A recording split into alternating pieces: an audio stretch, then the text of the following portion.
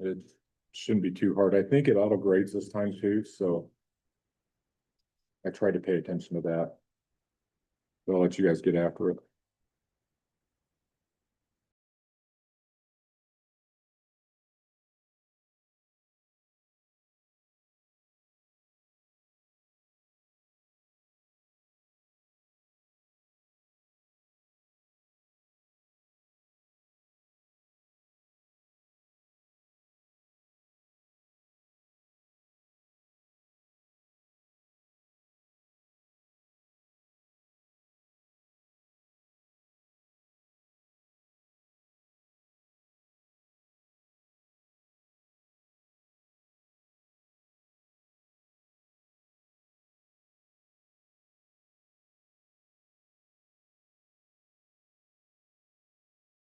Testing 1, 2.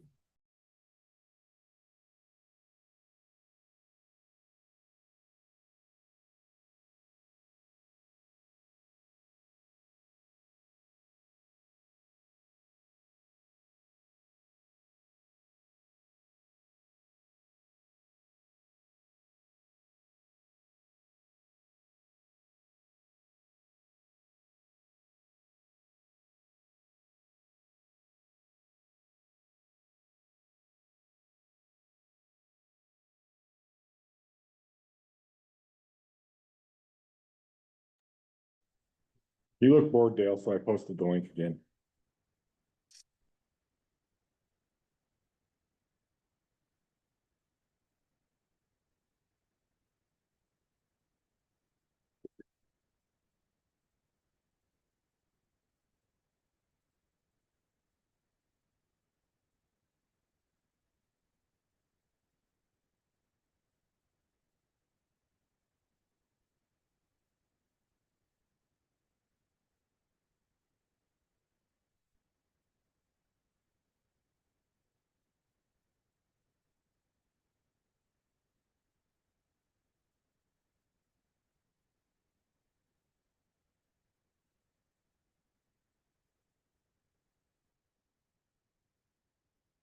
You must have read. You must have read. I did.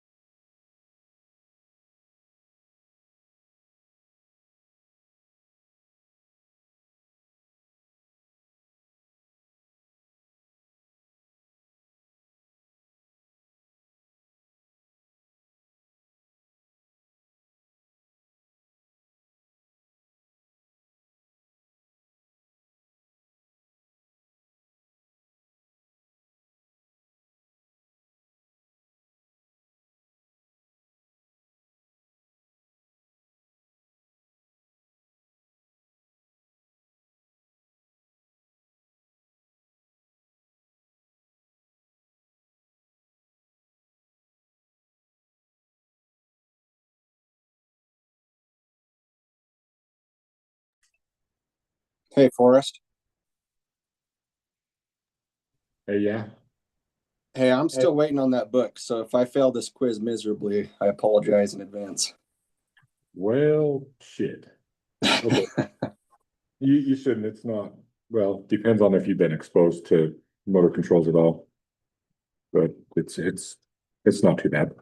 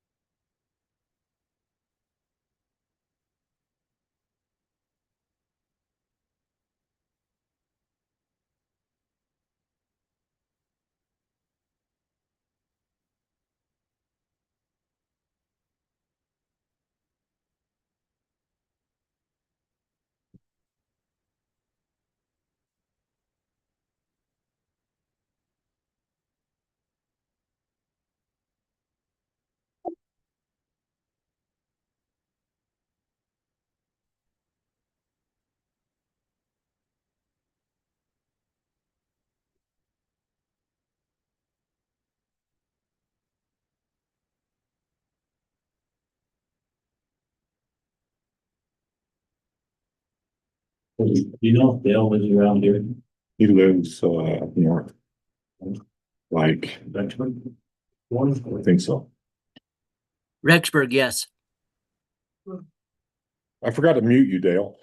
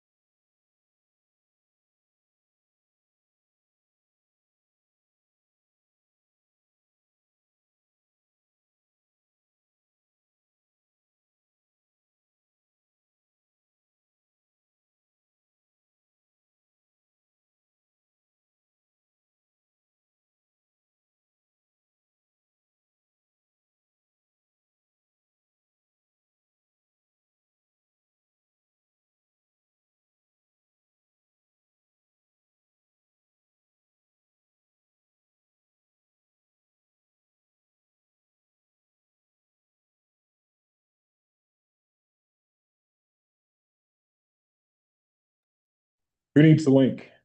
No, it's homework that the safety chapter was repeated twice. That doesn't surprise me, Dale. That's probably why everybody was saying there's so many questions on um, chapter 2. So, or chapter 2 didn't really exist. Yeah. Yeah, nobody really said anything about it. If you want, we can send out another test or quiz. No? First, sure. Yeah. It's like this week. Oh, but the chapter 1 did have your like surprise word questions. Yeah, they're gonna be fixed after tonight, so, yeah. Flamingo, I don't know. Just had to figure out how to spell flamingo. So Jackson Bolt's the one that did a lot of those. Oh, yeah. I didn't put what he wanted most of the time. You can imagine. Got that one, I think I do the. I spelled flamingo.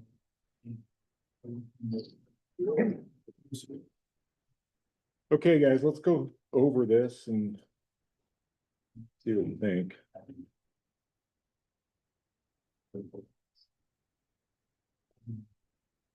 Here's, if I remember how to work this thing again.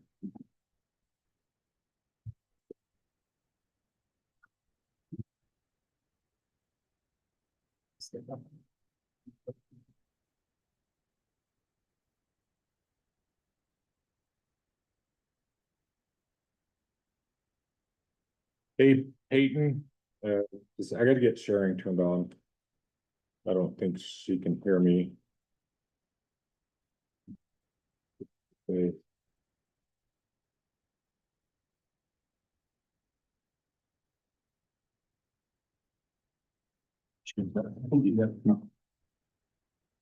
Oh, she did fall.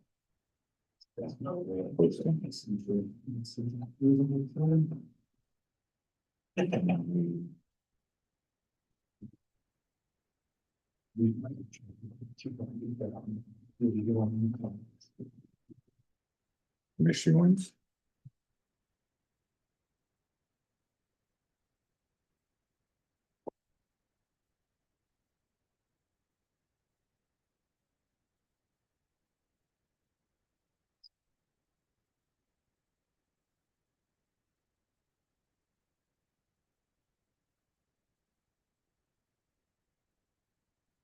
Okay, well, I can kind of talk through it while we're waiting. I wish you guys could see this, but what's the primary purpose of control circuit and motor control system? It is not to protect the branch circuits, it's not to reduce system voltage, and it's not to supply power directly to the motors. So a control system actually controls the logic and the output from the motor controller to the from the MCC or combination motor starter to the motor. So it does not, I guess indirectly you could say that it supplies power, but not really. It's a means. Which electrical quantity represents opposition to current flow? Hopefully, everybody got that one right. It is resistance. Why are control circuits commonly designed to operate at low voltage? It has nothing to do with motor efficiency. I think that's the questions we got. What the hell am I doing? Hang on. I don't know what the hell I'm I doing. was like, that keyboard resistance. Yeah. That was last week. Yeah. It's like, this sounded familiar, but not really. So I gotta go here, here.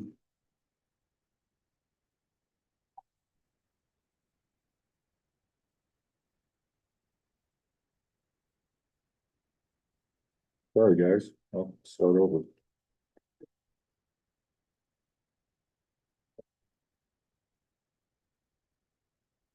I know I clicked on that one, but guess I didn't. Yeah, because I was looking at it. Okay, much better. Okay. In a standard ladder diagram, control object is typically red. It isn't typically, it is always red. Left to right, across each rung, and then from top to bottom. It's like you're reading a book. So in the signals decision action model, a push button is best classified as, it's gonna be your signal input. The action is actually the starting of the motor. But the signal part's gonna come from push button, any sort of pilot device. Logic happens when the contactor comes in or the PLC tells it what to do. And power load, just no. Which ladder arrangement most commonly represents the AND? So, and if you remember in the reading, those of you that did it, it is the two devices in series feeding the same output. So like if you're looking at the ladder diagram, you have two, it's kind of hard to do the symbols, but if you have two normally open push buttons or switches, this one and this one have to be in the closed position in order for it to work.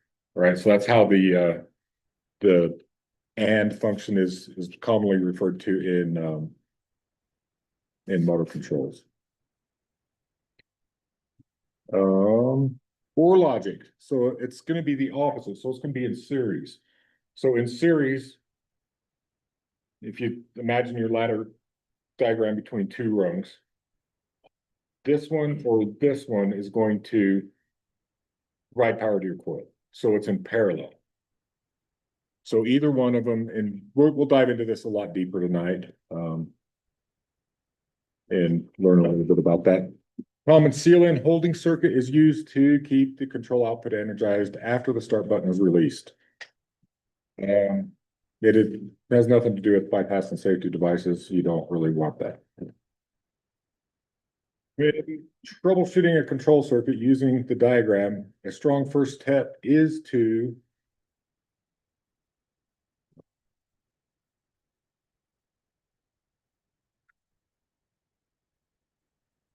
and I'm sorry you guys can't see this. I don't know where Peyton's at.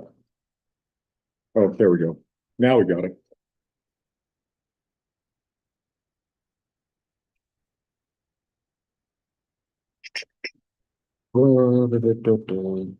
You guys see that? I think so. It says it's green. Get back up there. Okay, when troubleshooting a control circuit using the diagram, a strong first step is to find the condition in the rung that is not true.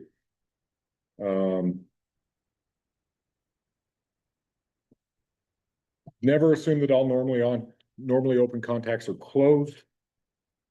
You might have read that as assume all no contacts are closed, but that when you have two capitals, capital letters together, NO, NC, that's normally open and normally closed. Or jump for every device till it runs. I think somebody's just making fun of these, so maybe we'll start grading. Let's see, a select switch is most commonly used to choose between operating modes such as handoff auto, on off, auto, bypass, stuff like that. A limit switch is primarily used to detect the physical position of travel of a mechanism.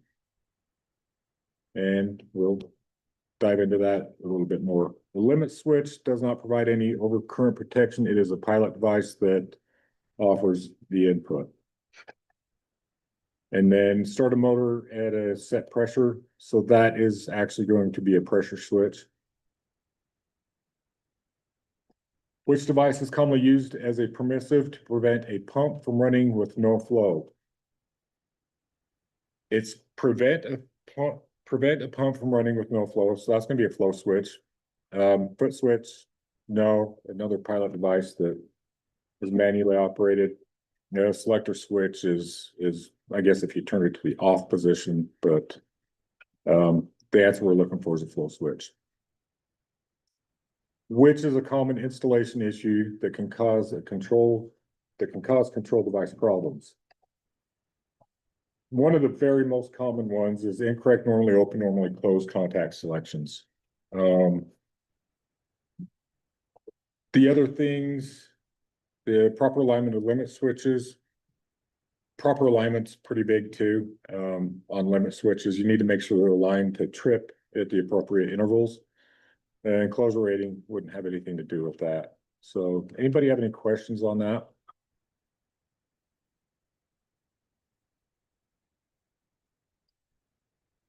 We're gonna say no. Okay, so I owe you guys kind of an apology because I tried and tried, I thought that was something else. Tried to get the AI to make the PowerPoint and it failed miserably. All the symbols and everything were wrong. It wouldn't do a ladder diagram right. So the best thing is we'll cruise through the ATP slides and go through those.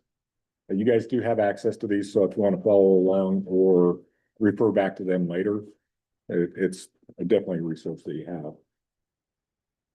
So we will do this.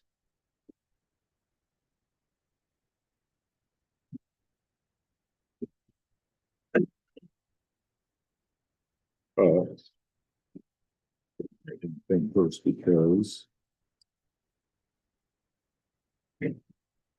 Hey, Forrest, I have a question about the homework real quick. Yeah. I just wanted to double check. I had 4 quizzes and 2 homeworks. Like that's double of what we normally have in homework. And I saw an email column that came out from Paul saying there wasn't enough at some point. So I don't know if somehow they got doubled up. It ended up being 140 questions for quizzes and homeworks this week for some reason. I don't know if anybody got that or just me. Anybody else run into that? Yeah. As things were doubled up, I talked to Paul a little bit earlier tonight and he assured me that he went through and made corrections of that. Secret words were in there too, which that was a last year thing. And that shouldn't have been there. So I'm Like gonna, the flamingo question and stuff. yeah, you answered Flamingo, right? Okay. Yeah, that shouldn't have been in there. If you did get those wrong, you got credit for them. So Paul took care of that for us.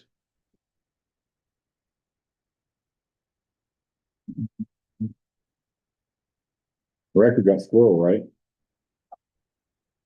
You got lucky. Okay, so can you guys see the slides?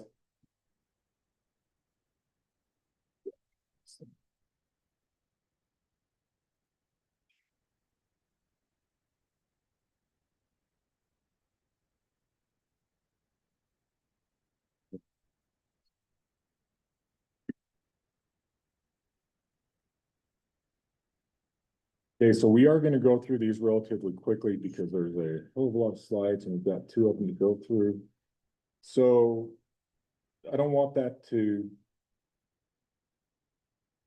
make you guys not want to ask questions, but please ask questions. It's important. I was gonna do some show and tell tonight too with my side show, but because we gotta go through this, it don't really have time for that. If I can get things to work maybe next week. So we're gonna talk about line diagrams. No, we don't. We have Martin Luther King holiday on Monday, and then so we'll be back the following week. Okay, so basic rules of line diagrams, the signals, decisions, and actions rules, logic functions, common control circuits, and control circuit troubleshooting. There's a hell of a lot of information in these, so like I said, you do have access to them, and you can obviously reach out to me anytime during the week. I stress that you please send me a text if you want immediate response, because I don't check my personal email during the day. Usually see that stuff when I get home at night. So if you want an immediate response, send me a text and I'll get to you as soon as I can. So more objectives. So chapter 5, so that's a one line diagram right there. So between L1 and L2, which one's commonly going to be your line and which one's going to be your neutral? Because this is shown as a 120 volt circuit.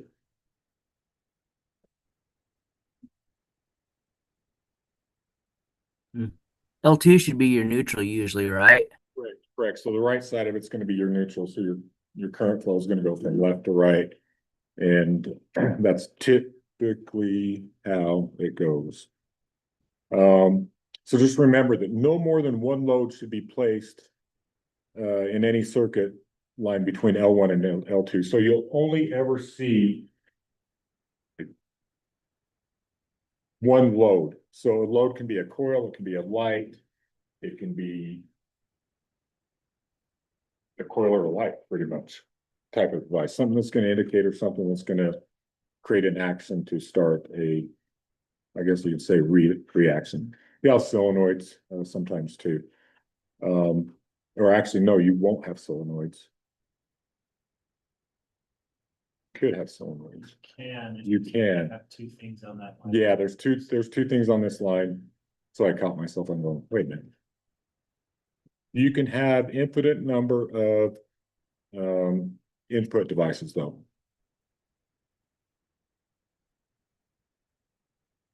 Loads must be connected in parallel when more than one load must be connected in the line diagram. So if we go back to this other diagram, the way they've drawn it here is incorrect because that's in series. You're going to get your voltage drop across the devices there. Here it's in parallel, so your voltage is going to stay the same. You got 120 volt pilot light and 120 volt solenoid. What's going to make that pilot light and solenoid operate? Pushing the push button, right? Because if you push that push button, these two contacts are going to be closed. Your power is going to travel from L1 to L2 through these devices. So the directly connected loads, control relay, solenoids, pilot lights, that's typically connected. Magnetic motor starter coils are connected to L2 indirectly through normally closed overload contacts. And when we do the motor control lab, and there's some pictures in here that we'll look at and see too, but you'll see how those work. So indirectly, the overload contacts are connected in series with the motor coils, contactor coils. If you notice here, the coils are identified, M1, M2, M3, M4. That's something that important that you're going to need to understand when it comes to reading some of the larger line diagrams. Or What's the ladder difference between an overload contact and a heater? The little curly thing. So the little squirrely thing is what activates the contact. Does that make sense? So it heats up and causes a bimetallic movement on some styles. Other styles, there's a rotary little gear thing that'll actually spin. It's got a tension spring on it. And again, we'll dive into those. I wish that I would have enough time tonight to show you guys some stuff, but we'll see what next week looks like. Maybe I'll bring some stuff in then. So control devices are connected between L1 and the operating coil. So you got your operating coils here, control relay 1, 2, and 3, and your control devices, the input. Push buttons and input, limit switches and input, pressure switches and input. That's going to control an action, right? So two control devices can be connected in series or parallel to a control coil and a magnetic motor starter. So in order for this M1 to start, what has to happen here? You've got a flow switch and you've got a temperature switch. So based on this, what does this flow switch need to do? What needs to happen? You got to detect flow, right? There's got to be either water, air, hydraulic fluid, or something moving past that flow switch to be able to get it to activate. Temperature switch in this configuration, what needs to happen there? Certain temp. Or Okay, does temperature have to rise or does temperature have to fall? This one's a fall because it's shown in the above line position. So if you think it's got to fall down to close, right? So temperature will drop and decrease. If it's drawn the other way, bottom up, temperature, it'll close on rise. So this is going to close on fall. The opposite way would be close on rise. Down in the lower one, control switches are connected in parallel. You got a pressure switch and a foot switch. In order to get M1 to energize, obviously stomp your foot on the switch. And it's like some of our threaders out there. If the switch works, hope they all work now. Yeah, like the 300 and the big one. I don't know. Boom lifts, you got your foot switch is going to enable functions. That'd actually be a good one to go through as yeah, ladder diagram on a boom lift. That'd blow your mind. But yeah. And then pressure switch. So this is going to be what? Okay, we've got two different types of circuits here. What type of circuit is this guy? Series, which is a and. So in order for that to flow or M1 to start, the flow switch has to be closed. You got to have flow and you got to have low temperature. Does that make sense to you guys? Just nod your heads. Switch. Yeah. That means that flow has to increase. Yeah. So if there's no flow, so if this is down, there's no flow. Do some flow switches that sense that decrease? Yep. now? Yep. it'd be the opposite. So if it drops down, it's gonna, so if you get a low flow and you want more flow, it's gonna be the opposite. Like a boost pump or something. Yeah. Yeah, like a booster pump. So then on the pressure switch, it has to. Yeah, so this is zero pressure. It's gonna come up and close when this could be like for a compressor maybe. But if it's switch on for some stupid reason. What type of a circuit is this? That's a or. Or, yep. Okay, so each line in the line diagram should be numbered starting with the top line and reading down. So your lines are gonna go just like numerical order, like a spreadsheet. Everything goes 1, 2, 3, 4, 5, down to however many lines you got. Again, we've got two different styles of circuits here. You have the and the or. Top one's going to be your and lines 1 and 2. Line 3 will be That's, I got it backwards. 1 and 2 are or. Line 3 is an and. So sorry if I'm a bit so confused you guys, but yeah. Okay, this one, the locations of normally open contacts controlled by a device are determined by the numbers on the right side of the line. So, the locations of normally open contracts, okay. So, control relay 1 controls contacts on line 2. So it's going to control, or the contacts that it controls are on line 2, line 3, and line 4. So if you push the master start, control relay is going to energize. When that energizes, what's going to happen? online turns on. Yep.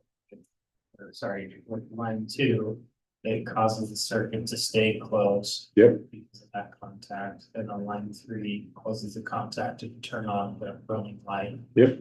And on line 4, it closes the contact to make everything else accessible. So it gives power down to the bottom. So it's more like an enable. So you push that, it's going to enable. So it's basically an enable function on this one. So on line 5, you got 8 and 10. And that's going to control these down here. So that's going to start a motor. If line 5, pressure comes up, it starts, or it closes CR2 and CR2 on line 10. So on lines 8 and 10, you're going to get the motor start, and then you're going to get a pilot light. And then you can also start the other motor by pressing the start. It's going to latch control relay 3, because if you notice, number 7 corresponds with line 7. Number 9 corresponds with motor 2 coil, and 11 corresponds with the contact for pilot light 3. Any questions? Normally closed contacts are indicated by numbers that are underlined to distinguish them from normally open contacts. So normally closed, and this is really hard to see on this. Looks like line 12 and 13. Probably look in the book for those of you that got it. Sorry. Yeah, so line 9 refers to line 12 for the contacts. And that controls a normally closed contact on line 12. Line 11 has a underlined 13, which is going to control another normally closed set of contacts.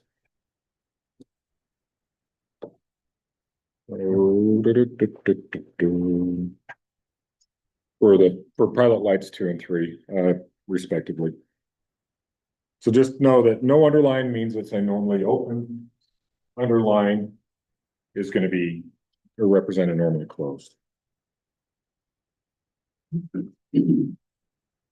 Okay, so each wire in a control circuit is assigned a reference point on the line diagram to keep track of different wires that can connect the components in the circuit. So, starting at the top, left to right, we start with wire number 1. Wire number 2 is going to go from the push button to the control relay coil. Then number 3 goes from the other side of that coil to your neutral, if this was a 120 volt circuit. And it looks like Okay, so this number two, they're just showing where one and two is at, actually in the push button enclosure. Again, number one's gonna stay the same because all along this line, every wire that's tied here and goes to a device, pilot device, is going to be number one. So what's this wire here gonna be? Do it on this. What is this wire gonna be numbered? Dale, Yep. So yeah, it started number one, and one's gonna be one going into the float switch and your limit switch. correct. Even though this one isn't labeled, it's connected to one and it doesn't transition until or it ties back into five or goes through the switch and then goes to five. So how come we don't go one and then two here? It's on a different line. Is it gonna be different? Aren't all the numbers that are the same gonna be the exact same potential? Correct. That's a very good way to put it. So the numbers that are the same are gonna have the same potential. All See, those would probably be coming off like a terminal block, wouldn't they? Terminal block or stacked on the contact block or something. Yeah, typically they'll run back to a terminal block with jumpers in the terminal block. So anyway, off the backside of these, both of these guys here are gonna be five. And then the neutral wire on the backside of your indicator light is gonna be three. So everything coming from that side is gonna be number three. If this was a 6,000 line ladder, it's gonna be number three all the way down.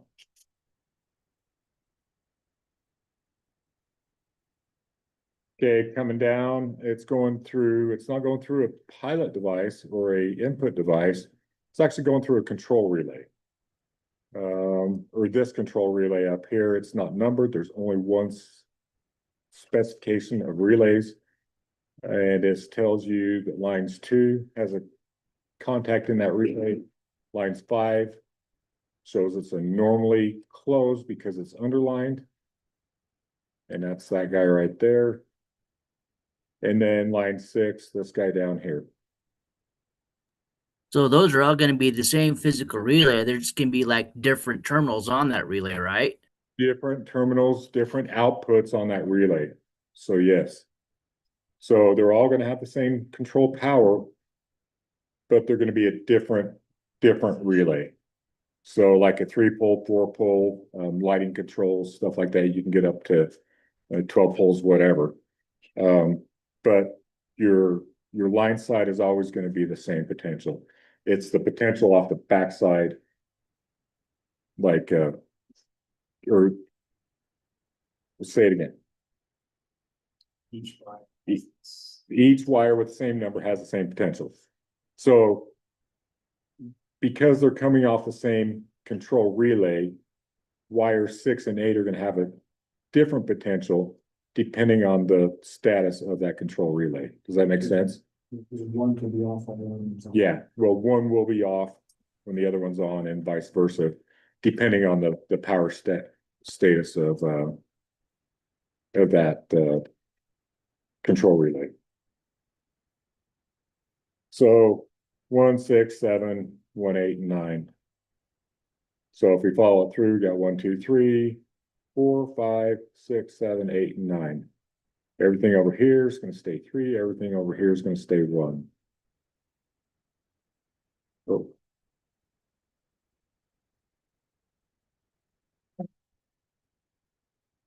Yes, if I'm in draw mode, I can't do nothing. The manufacturers include terminal numbers to identify and separate the different component parts included on individual pieces of equipment.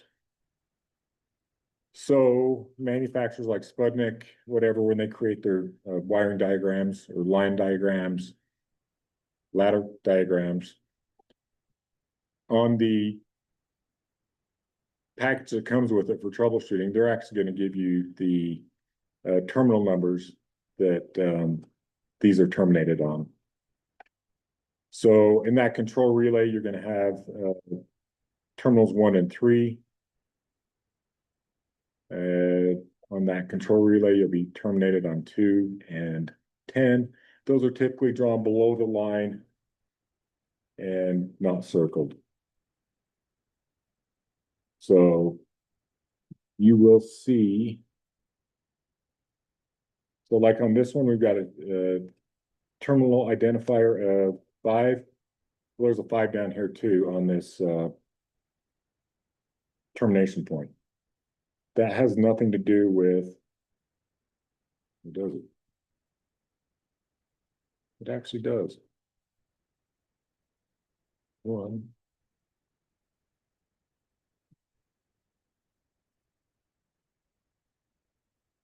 Trying to decide what the heck they're trying to show us here.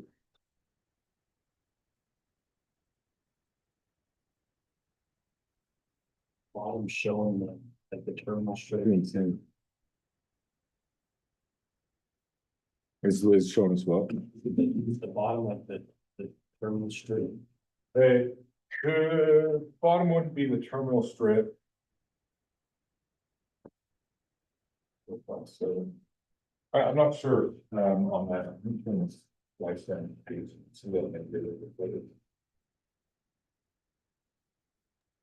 The top looks like the logic diagram. The bottom looks like the electrical diagram for the actual contactor because you got your normally open, normally closed flip. Yeah, I think you're right. Yeah, I think you're right on that. You'd think it split the slide up a little bit, but they did a good job confusing me.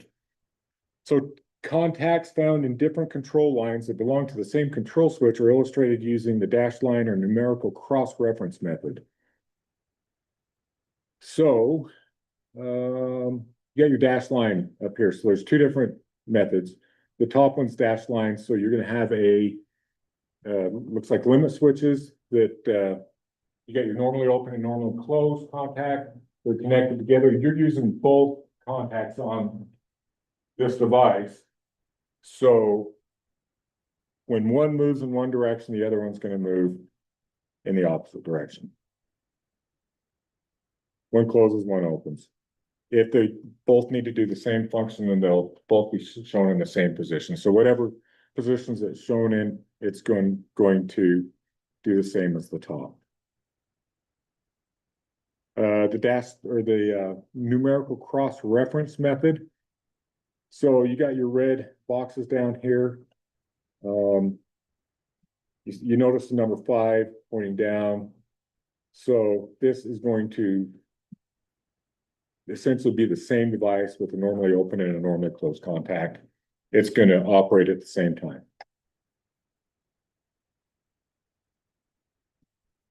And I hate this because you guys cannot read this. So line cross-reference, wire reference, and manufacturer's terminal numbers are used to simplify electrical prints, except for on this one. Wish I could blow this up.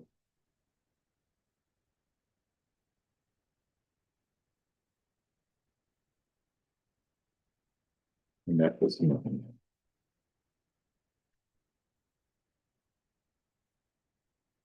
Anyway, in your book, read through this and look at it. I know it doesn't do any good for you guys at home to look at this on a slide because you can't read it. So we can barely read it here on these slides. In the book, though, it's pretty clear, and it's going to show you the information based off the ladder diagram to the manufacturer relay specifications.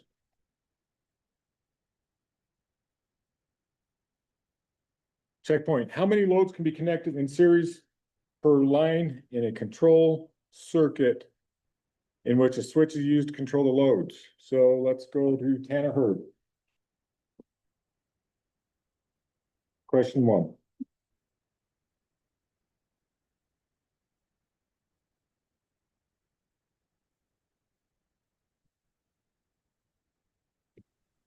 It's just one, isn't it? Yeah, Just correct. Yeah, just one load per line. Okay, yeah. Thank you. How many loads can be connected in parallel per line in a control circuit in which a switch is used to control the loads? Let's talk to Enrique.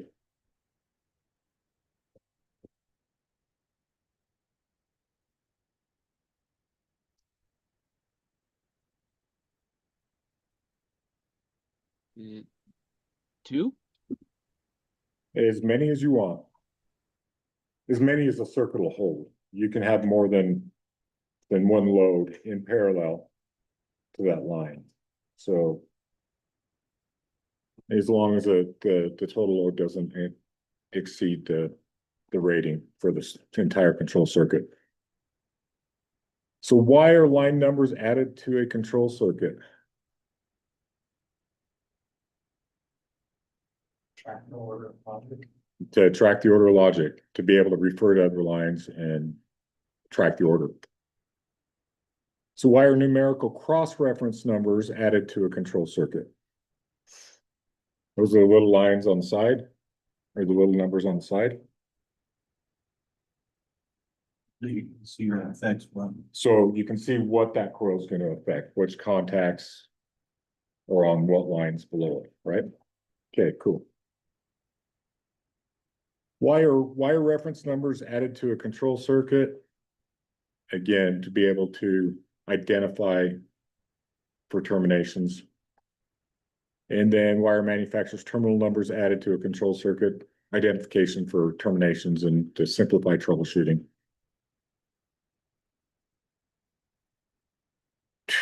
Okay, so talk about signals, decisions, and actions.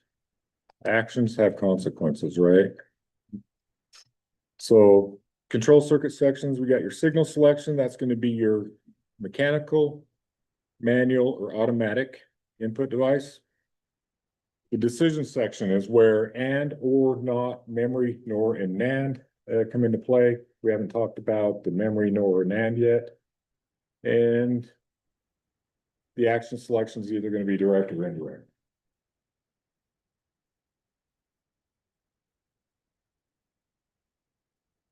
Name the circuit signals used in the circuit.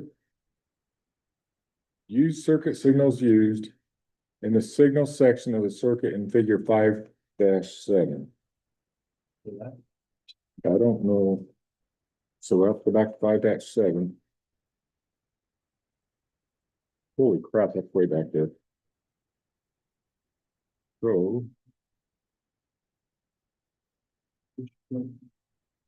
So it's on page 117 in your book.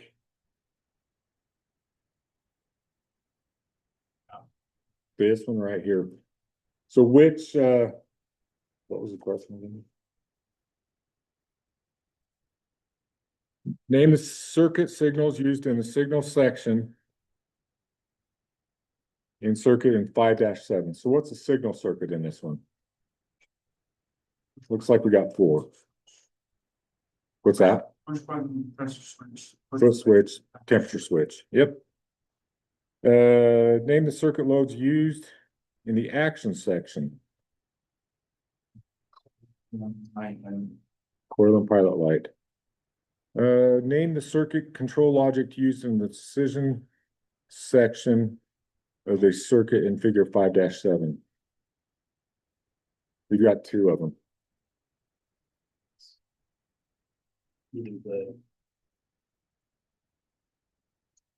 Which button or the pressure switch? There's gonna be or, yeah. And then the foot switch and the temperature switch is gonna be and. Good.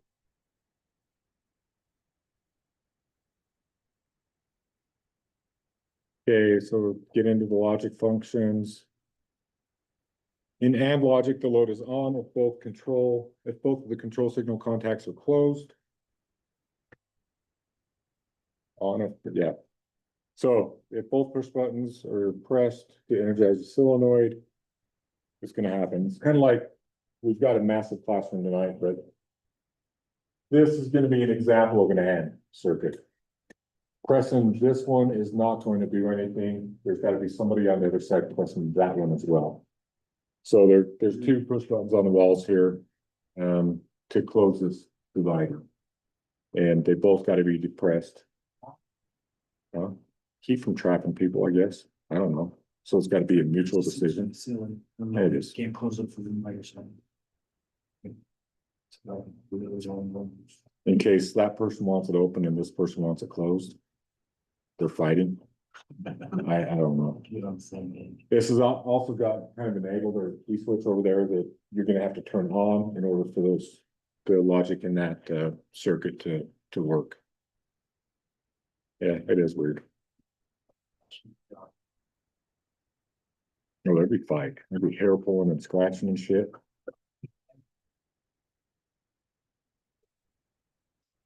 In OR logic, the load is only on if any one of the control signal contacts is closed. So we talked about this, temperature switch. Here's a close on rise, like we were talking about earlier. It's below the line, so the temperature's got to rise in order for that to close or push the button. Temperature's gotta go up Temperature's got to go up. on the heating element. Yeah, so this is gonna move this way. It's gonna close that contact, right? That would be good. So I don't know. Maybe this is an air conditioner. I don't know what it is. Okay. A lot of these ladder diagrams don't matter. Apparently they had AI back when they made this too, and it screwed everything up. But on this particular one, I guess once it's hot, they want it hotter. Can't know. This decision section of any circuit may contain one or more logic functions. So where's the decision section in this?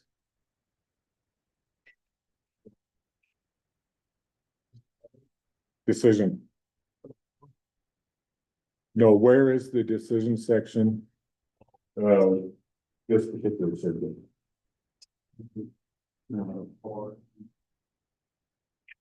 Everything before M1. Everything before M1 is the decision. It's gonna say what's gonna happen, right? Mhm. And it's both an and. And is gonna be your permissive circuit. So there's gotta be pressure and flow. And then if you want foot switch or a push button, which could be something like a shear or something like that. So you can operate it with the press of a button or with foot switch. Would, sorry. can we go back? You're fine. Like the pressure and flow switch, those are both automatic, Yep. and the push button and the foot switch. Would the push button and the foot switch be the signal section? The pressure and flow switch be the. Actually, all this is gonna be signal, isn't it? The action is gonna be.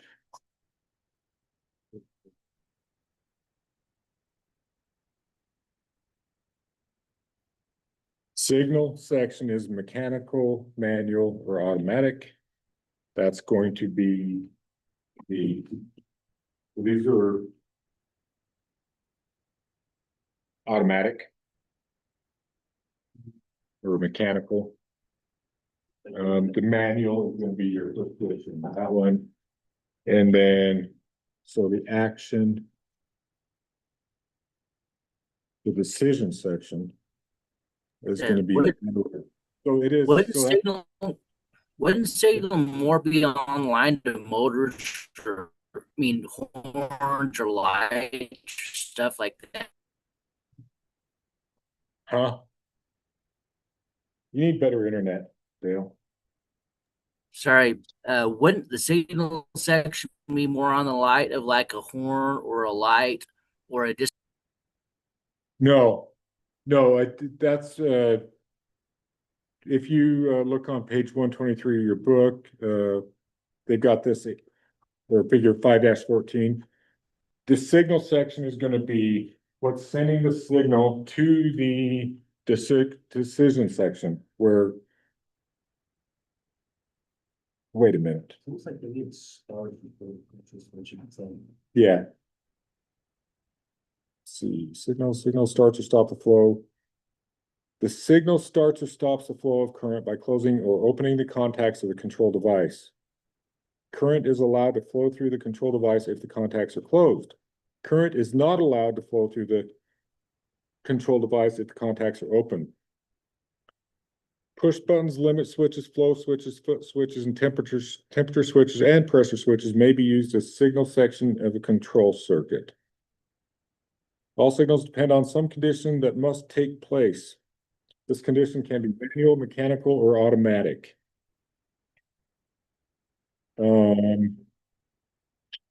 According to that section, that's all signals. Yeah.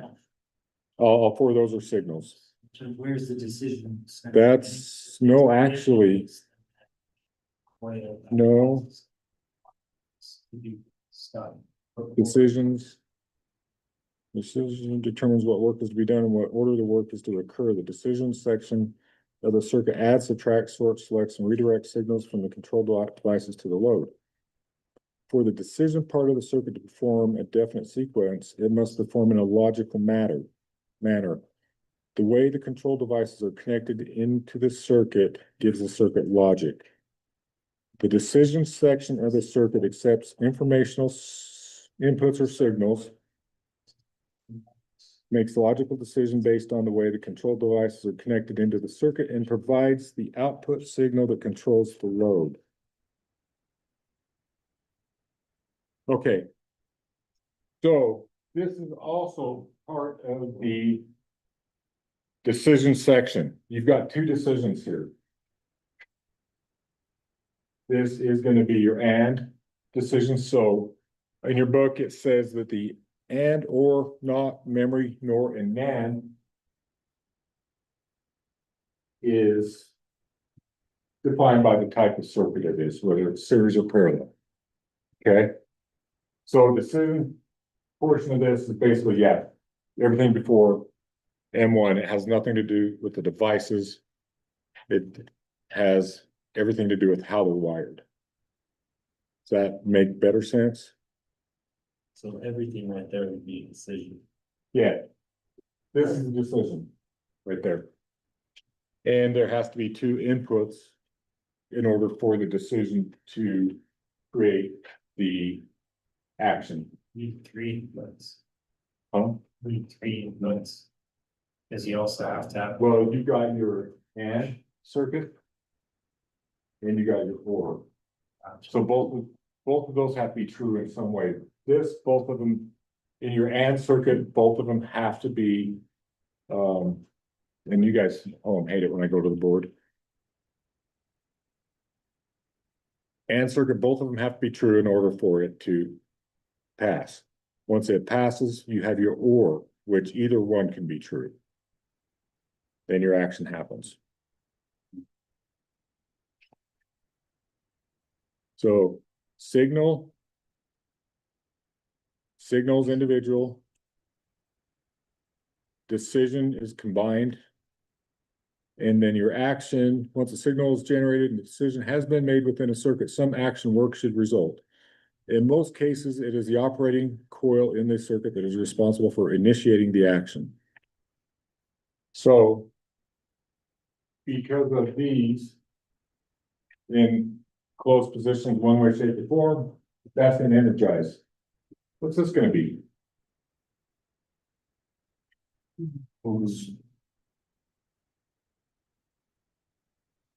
It's going to be another signal. So if that's open, if the overloads are blown, you can do everything. You can push both foot switch, push button, flow switch, pressure switch, half flow, which, yeah, if the overloads are tripped, that circuit's not going to work. Okay, moving on. In not logic, the load is only on if the control signal contacts are closed. So this one has a normally closed push button.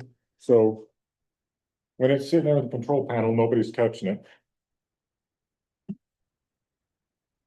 Light is on and the solenoid is energized. With not logic, you push that input device, you do not have power to those devices, so it doesn't operate. So in not logic, the load is on only if the control signal contacts are closed. NOR logic is an extension of not logic in which two or more normally contacts in series are used to control a load, such as an e-stop circuit. So in a stop-start circuit, you've got, I would rather be up there pointing, but they can't see, so. The stop-start, you got your e-stops, right? They are wired in series with the 3-wire stop-start. Any one of these three are operated, it's going to kill power. You're not going to get anything past this.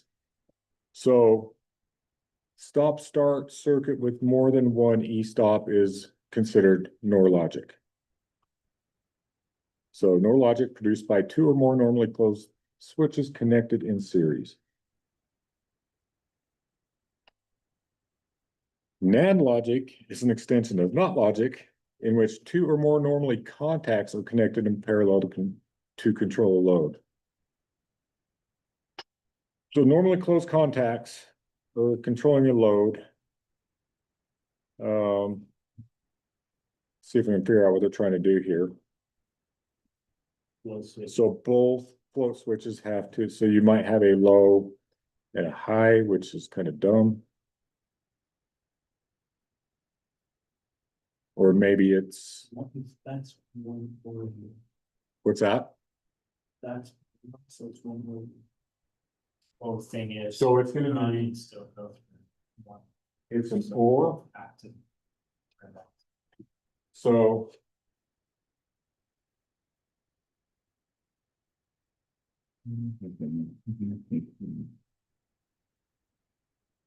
This here is an OR circuit. This here is an AND circuit. So in NAND, I don't know how in the hell they come up with these. I haven't really learned the acronyms or why. So in this combination circuit, two or more normally closed switches are connected in parallel. So it's going to take both of them to essentially stop the load. So once you press start, this circuit is going to continue to fill the tank until both of these float switch positions. So this is possibly one source filling two tanks, right? And they want both tanks full. One's may overflow before the other one does, but apparently they don't care. They want both of them to fill up before it kills the circuit. You could also do it where they have one set on take another, where both of them are depleted. One feed, if it's not high enough for the pump to get water to send to another. Yeah. Pushing something that's not there. Oh, that's true. Yeah. Yeah. Yeah, I'm not a plumber. Yeah, it's a good thought too. So, yeah.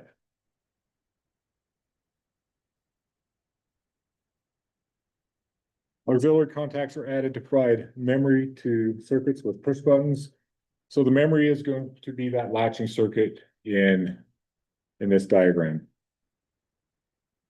So by memory, push your start push button, energizes the coil, contacts M1, latching contacts are going to energize. That is going to provide memory at the start. So notice how it's in parallel with the start push button. It's going to remember that until power's removed by pushing the stop button, and everything stops. It basically will reset.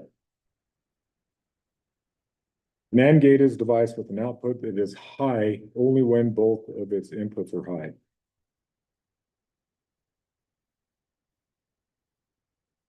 Okay, an AND gate. So this is getting into solid state stuff.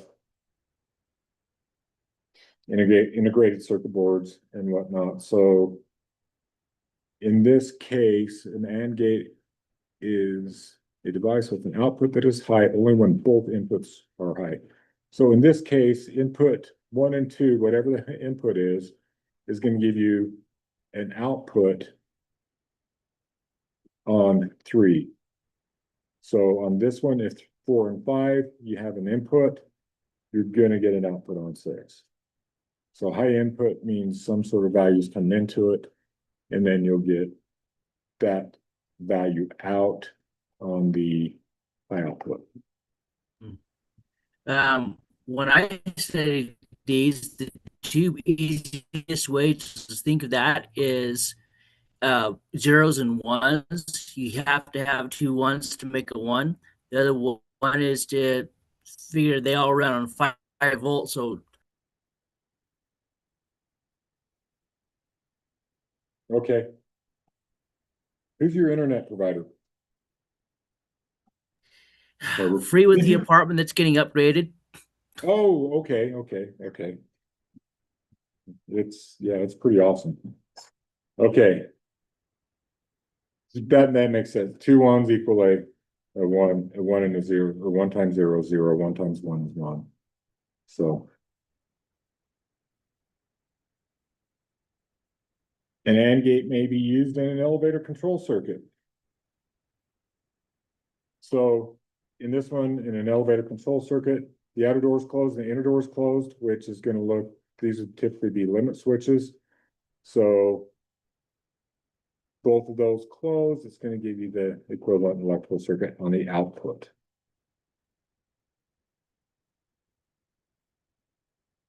An OR gate is a device with an output that is high when either or both inputs are high. So front door, back door, you're gonna have burglar alarm, right?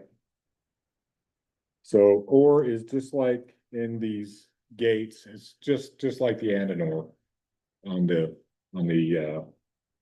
So it only takes one on this one. on this one, it's like a parallel circuit. Yeah, either one's going to do it. A NAND gate is a device that provides a low output when both inputs are high. So this is going to be similar to a normally closed contact. So if you got inputs on the NAND gate on 1 and 2, 3 is going to be low. The other ones normally open contacts. If you've got inputs on these, this is going to be the OR gate. If you have inputs on either one of these, it's going to close the circuit. So normally open, normally open, normally open. This is going to be am I confusing you guys? I get it in my head. Yeah. So when it's there, then it quits. So It quits, it shuts off. So that would be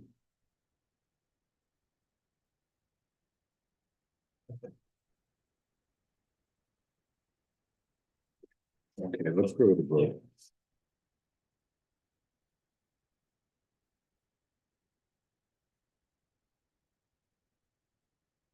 NAND gates. NAND is a universal building block of digital logic. NAND gates are normally used in conjunction with other elements to implement more complex logic functions. It's definitely complex. NAND gates are also available in quad integrated circuit packaging. It doesn't really, NAND gates is a device that provides a low output when both inputs are high.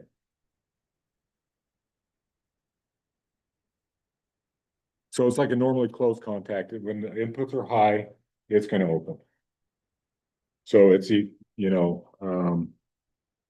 but they've got to be both inputs.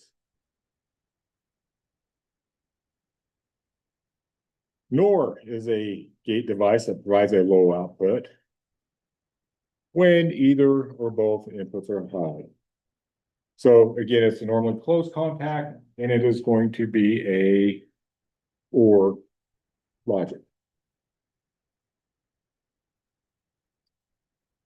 A common start-stop control circuit is created by adding the NOT logic of a stop push button to the memory logic of a magnetic coil. Kind of went through this already. Integrated circuits are thousands of semiconductors providing a complete circuit function in one small package. Integrated circuits range in shape and size and include mini dip, dual inline, and flat pack. So the mini dip is that little guy up there. The dual inline is that one down there, and they are numbered counterclockwise when viewing from the top when the notch is on the right. Flat pack is got the leads coming off just in the wire leads. What type of circuit logic is developed when two normally open switches are connected in parallel?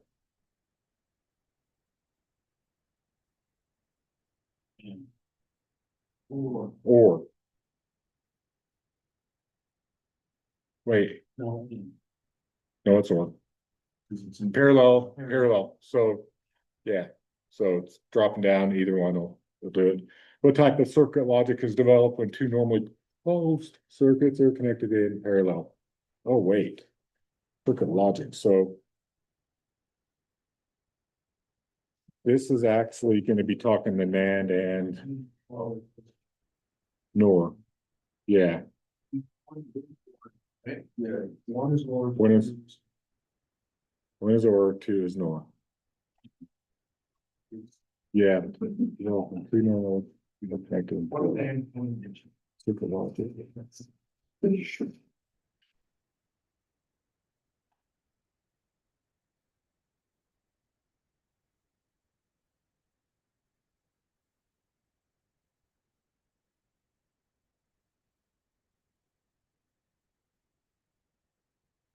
Just not to me, struggle. Yeah, I struggle every damn year with this shit. Like, we don't use it, so I don't remember it. What type of circuit logic when two normal closed switches are connected in parallel? Is that the NAND? NOR. In parallel is gonna be NOR. What type of circuit? No, in parallel, normally closed, because you want the circuit to drop. It's gonna be a NAND, so they both gotta open in order for that circuit to drop. So we normally closed. Oh, it's just, yeah. I know, it definitely screws with your mind. Two is NAND. I believe so. Anybody disagree with one being OR and number two being NAND? Do you agree, Daniel? Cooper, Caden, Carter, Zach. I'm not even gonna ask Dale, because he'll break up. What do you think, Dale? What's that? To my mind, 1 is OR, 2 is NOR, 3 is AND, and 4 is NAND.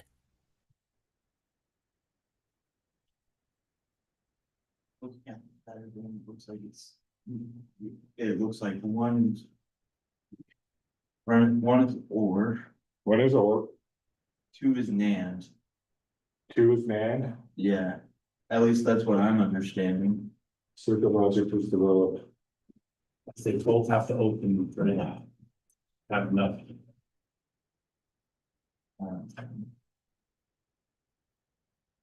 Which this shit would give me the answers and explain Okay, it. reading it out of the book, NAND logic is an extension of NOT logic in which two or more normally closed contacts are connected in parallel.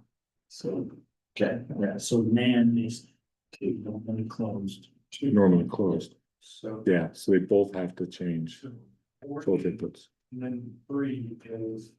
What type of circuit logic is developed when two normally open switches are connected in series? And. That's just AND. Straight up. That's straight up and, okay, that's NAND.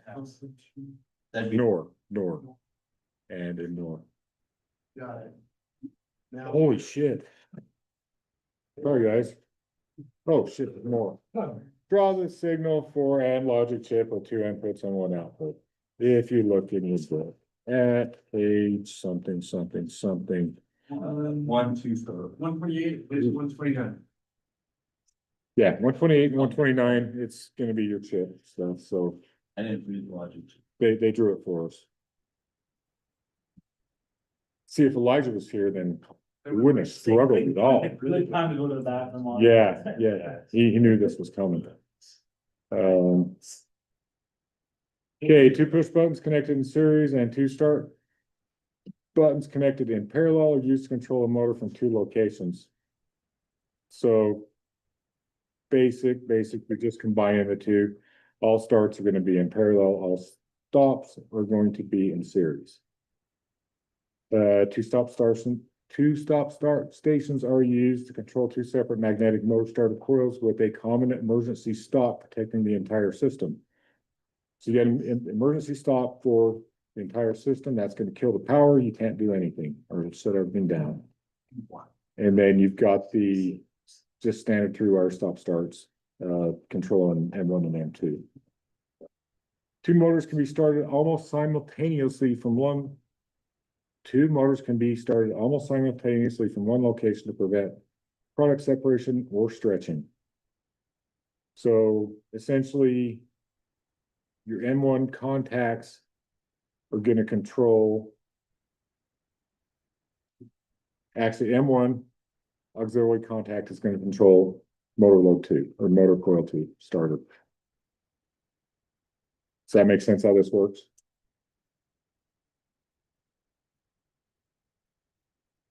Yeah, That's not like. So M1 starts just M2, a hair before M2. like, depending on how quick it is. It could be minutes if it's an old contact with, no, I'm kidding. No, it's, M1 going to start M2, so this is a contact within the M1 relay.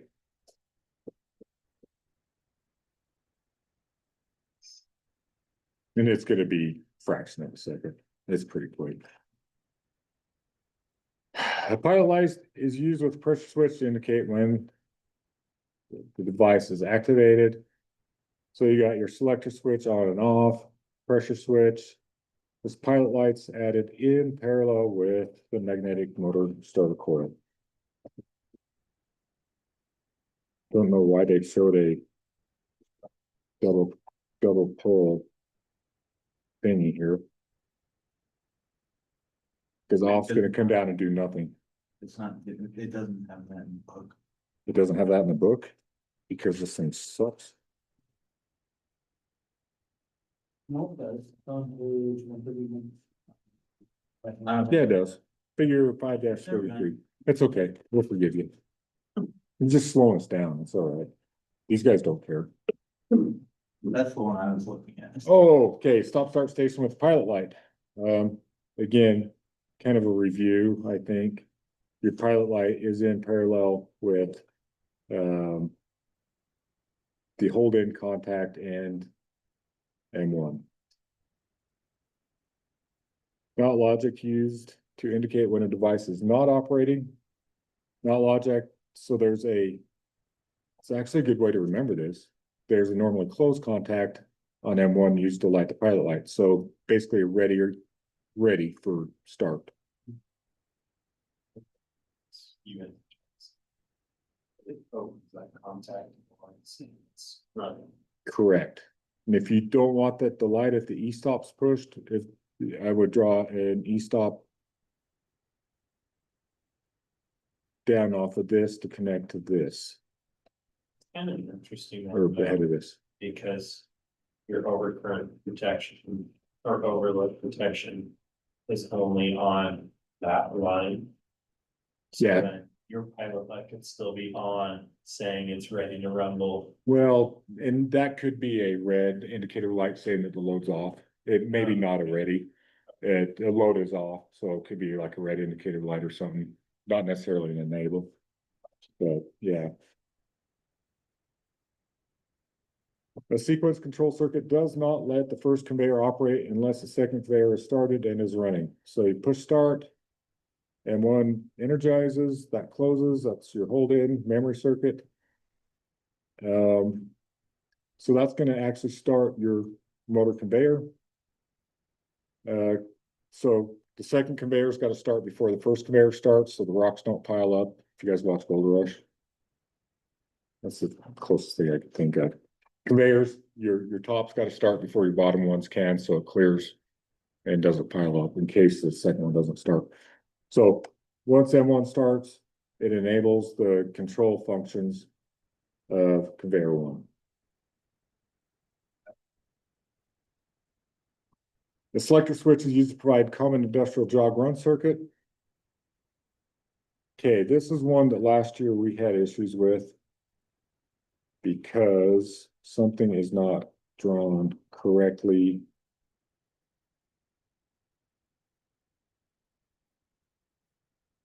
It's not all here. So there's got to be something off the bottom of that selector switch to go jog. It is going to bypass. Oh, turn it to jog and you push start. That's what we decided. So if you turn it to jog, that takes the memory circuit out of the equation, right? It's not going to latch and it's not going to hold. You can push start and that's going to continue to jog the motor, right? As long as they're holding. As long as you're holding the start, the motor will operate.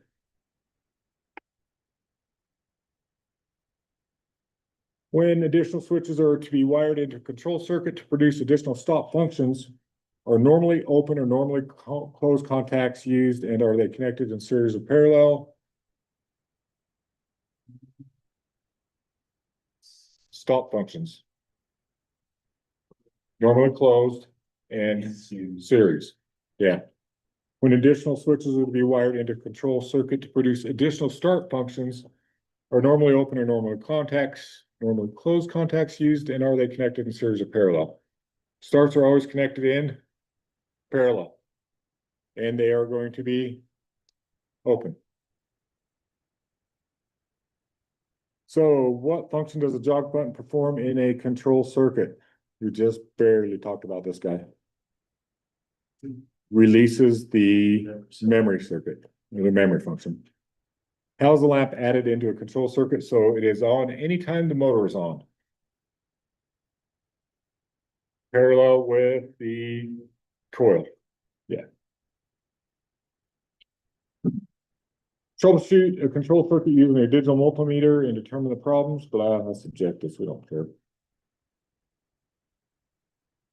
So when using the tie down troubleshooting method, one multimeter test lead should be placed or tied down on L2. So that's going to be your neutral. You're going to tie it down to that. Then you're going to test across. If you have voltage here, let's draw pictures. If you have voltage here, what does that tell you? Huh? The issue is further down. It's further down the line, and it's going to tell you have voltage to the circuit, right? If you have voltage here, what does that tell you? This stop is not compressed and the stop is good.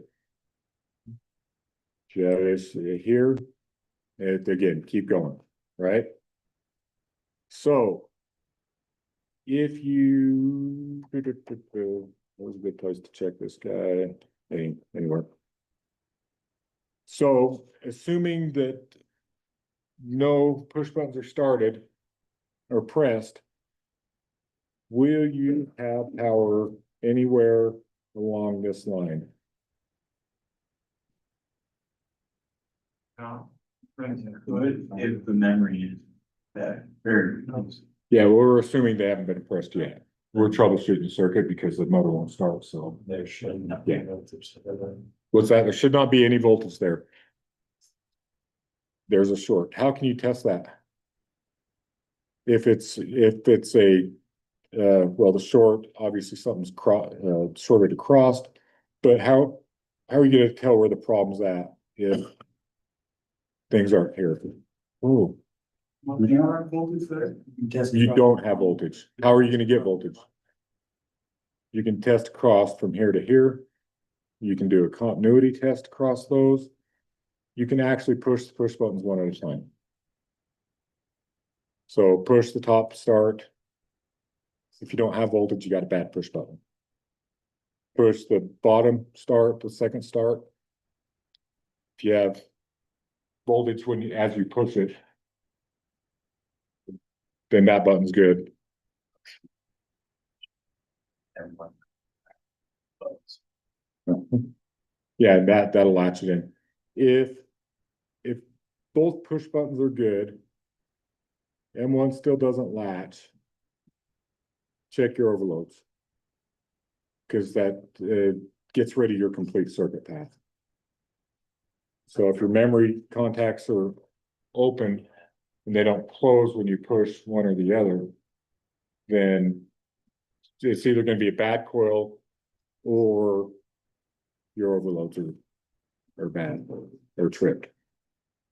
Does everybody agree with that? Mr. Jackson, do you got a camera?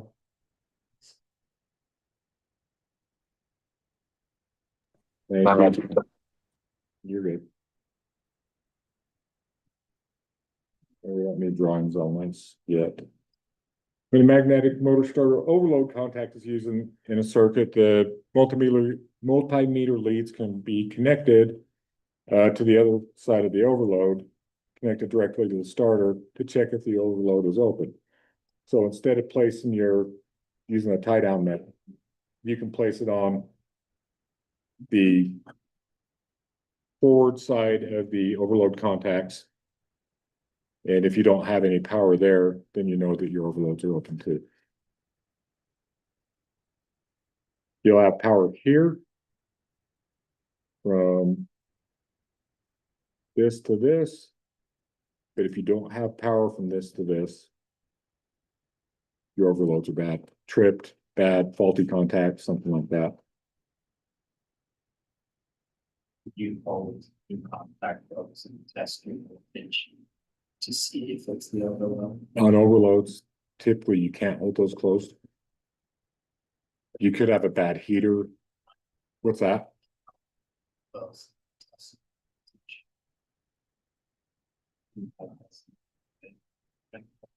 You'll test across here. And just a quick way is what they're looking for is just a quick way to tell if it's in your overloads. So that's instead of pushing stops, stuff like that. Testing from here to here. No, you're not gonna have voltage, so we're gonna push you out, push start. In order to get any voltage across that regardless. As a secondary verification, could you hold both red and black leads on either, assuming that there was no power in the circuit? Both red and black on either side of the overload and run continuity? See if You could if there's no power, absolutely, absolutely.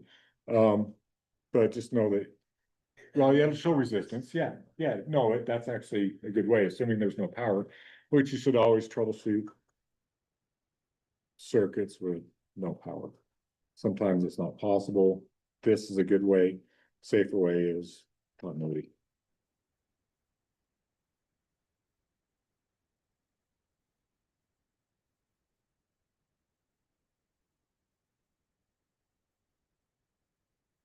Good mechanical switch indicates source voltage when open and 0 volts when closed.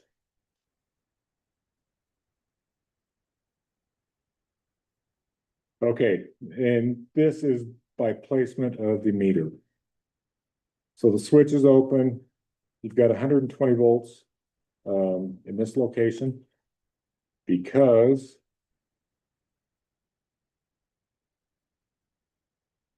different potential. You're going to have 0 volts here because you have the same potential because you're testing basically the same line.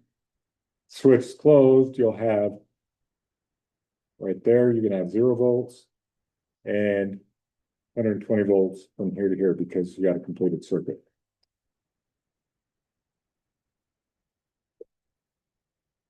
When we do the, excuse me, when we do the lab, we'll simulate some of this. A good solid state switch indicates source voltage when open and a slight voltage drop when closed. So when open, you're gonna have good voltage. And then when it's closed, you're gonna have a slight voltage drop when it's closed. Which the solid state stuff, turns into some magic. I kind of like it as soon as it clicks with me, but sometimes it takes me minutes, so we'll all learn together. When two pieces of wire touch because damaged installation is produces a dead short across the circuit. Don't know what they're getting at here. Dead short across the circuit, so this is kind of dumb. It's like trying to tell you. That's gonna trip a damn breaker.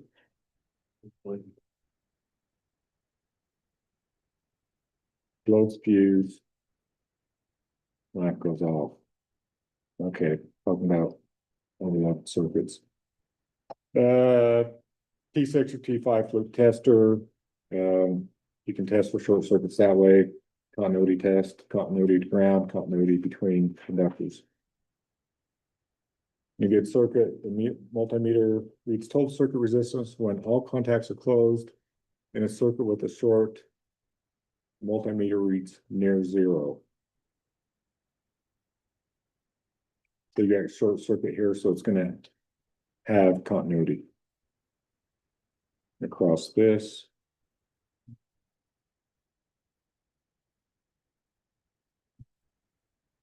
No change when line 2 is connected. Line 1, right? Okay, we're gonna start up at the top. Total circuit resistance equals near zero. We got a short circuit down here. You remove line 1 or load 1.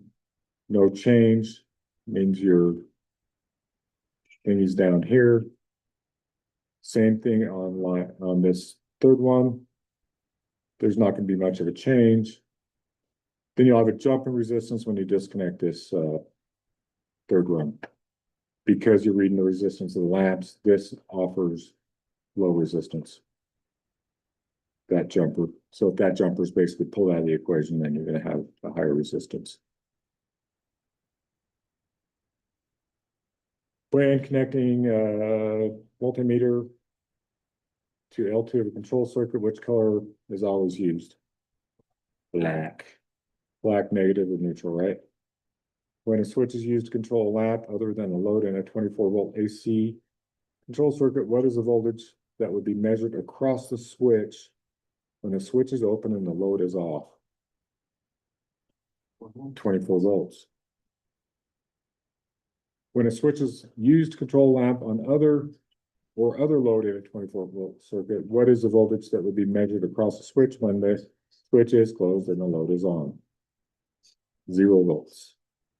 When there is a short circuit in a control circuit, what is the function of the meter used? The meter is used to test the circuit components before the faulty component is repaired and power is restored. Continuity. Okay, guys, we made it through that one. Let's look and see how long the next one's going to be. Oh, that one's right there. Hopefully, mechanical.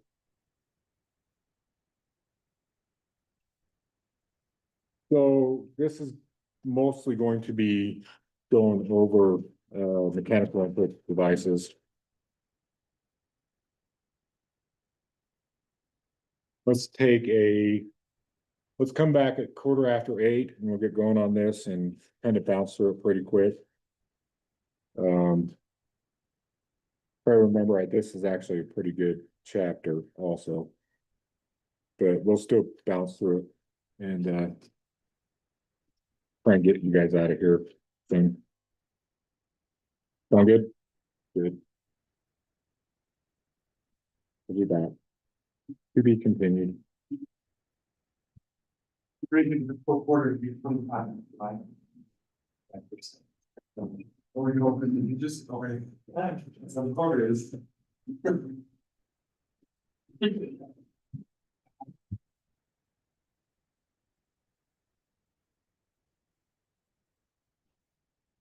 on. Makes me wish that the troubleshooting had done with the diagrams. Dude, there's so much shit you can learn off diagrams. Oh, yeah. It's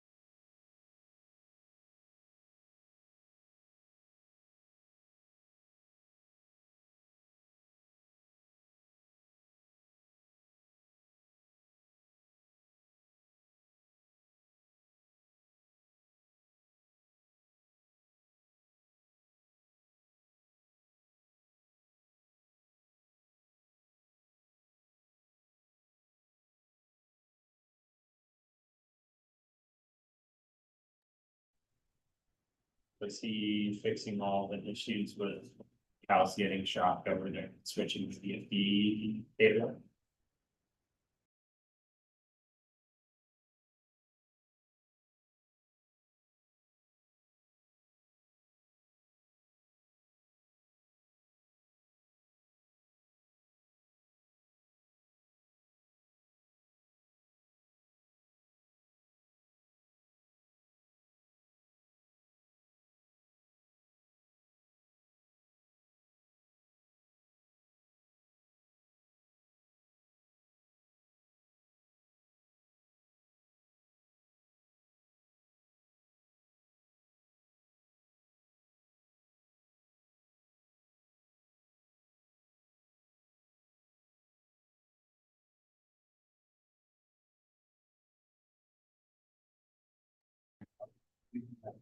Okay, guys, let's. Quick hold question on. for us. No. Okay, Dale. Um, What's i- up? is this better? I switched off the house internet onto my mobile hotspot. Is this working better for me? Oh, hell yeah, don't rely on that other stuff. We can hear you. We can actually understand you. You don't sound like you're talking through a helicopter rotor. Oh yeah, this house, it's got legacy DSL through the 1940s copper. DSL. Yeah, they just ran fiber, but we're still getting the router for it. So I keep forgetting that I have to use a hotspot if I want to actually do Zoom. Oh yeah, yeah, this is much better. You can probably hear us better too. So lucky. Yep. Yeah. All right. Let me figure out how to run this thing. Again, ongoing battle. Okay, so chapter 6, we're going to talk about mechanical input control devices. Again, I'm going to go fairly quick. We're not going to take an hour and a half on this one.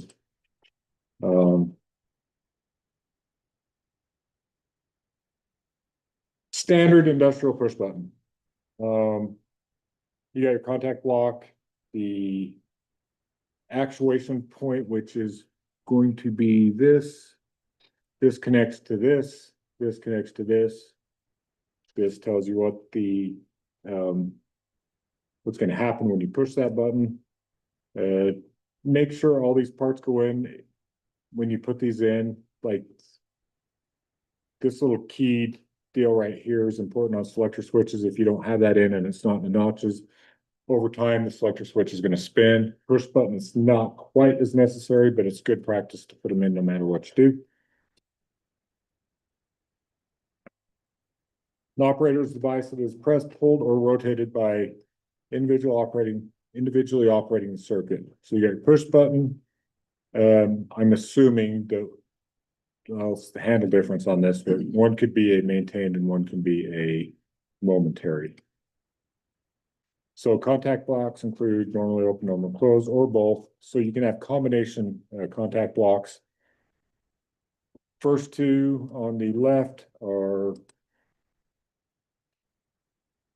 single. These ones are going to be combination.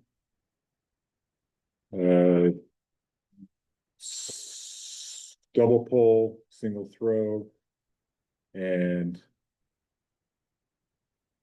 double pull, double throw. Could be wrong, but we'll find out. If you guys could read that, it'd be cool, but yeah, good luck. So in your book on page 144, that's going to give you your name of classifications for enclosures. There are questions on the quiz and the semester where you'll have to identify NEMA enclosure classifications. So, 4, 3. oh, so yeah, there's NEMA 1, which is an indoor, NEMA 3 outdoor. 3R is a outdoor rain resistant. NEMA 4 is an outdoor, which is going to protect from windblown dust, rain, splashing water, hose directed water, and ice on an enclosure. NEMA 4X, same, but it's going to be corrosion resistance, typically fiberglass, plastic, or high dollar stainless. NEMA 6, indoor or outdoor. Occasional submersion at a limited depth. So they're gonna have a depth rating like your Apple Watch or your phone or something like that. It's good for so many feet underwater or inches. 6P is going to be prolonged submersion or deeper at a limited depth. So type 7 is going to be your explosion proof or classified areas. NEMA 9, classified areas indoors for dust. So NEMA 9 is going to be the dust classification. I don't remember which one it was. NEMA 12 is dust, dirt, and dripping, non-corrosive liquids. And 13 is dust, spring water, oil, and non-corrosive coolant. So if it's 12X, it's going to be stainless. 13X, X is going to be corrosion resistant. So go with like the IP ratings. IP ratings are the amount of pressure it takes to penetrate that barrier. So like an IP65, we don't really get into that at all. And then kind of the same theory. Yeah. IP ratings is pressure needed to penetrate the barrier. So I believe, and if you guys all know better than this, than what I'm saying, speak up. But the higher the IP rating, the more dust and water resistant it's going to be. Does that sound good, Dale?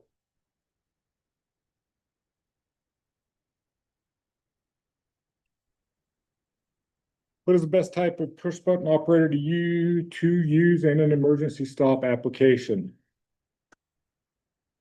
It's going to be a maintained, and it's going to be a mushroom head. So this, we don't talk about this in here. It's in the book. So it's going to be a maintained, so that when you press it, it stays. Typically a twist, so latching or maintained, and it's going to take an action to reset it. Even though a push, but sometimes if the contacts are corroded a little bit, you're going to have to make sure you mash that damn thing. They're typically a mushroom head on an emergency stop, and they latch, so maintained. Can one push button operate both normally open and normally closed contacts? Dawson.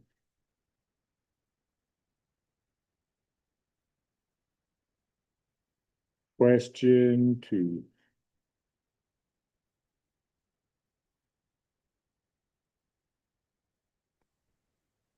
You say no.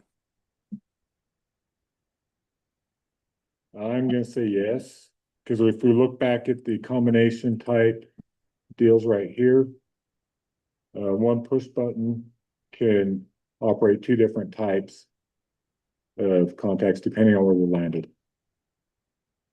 So if you land on this top contact block on the normally open and on the normally closed here, when you push that button, it's going to close the top contacts and it's going to open the bottom set of contacts. Push on the alarm goes off. Yeah, push it and alarm goes off and stops the process or something like that. Would that? Oh yeah, just like this up here. To the right.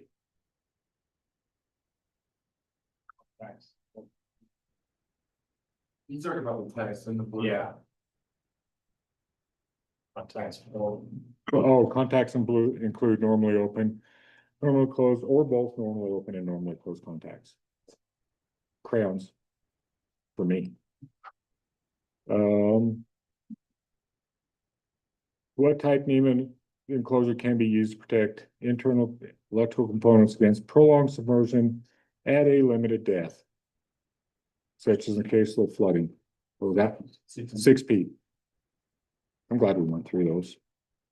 What is the IEC number used to describe the enclosure type that can be used to protect internal electrical components against prolonged submersion at a limited depth? This is the same damn question, isn't it? Oh, IEC versus NEMA. Okay, so the IEC ratings. Fill with it there. So IEC down below.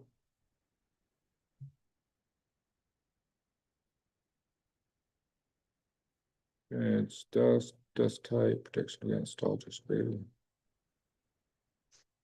Hell if I know. It says Oh, on the other side. Number 8. Oh, temporary submersion, so it's gonna be temporary. It'll, oh, prolonged. So continuous, so it's gonna be at 0.8.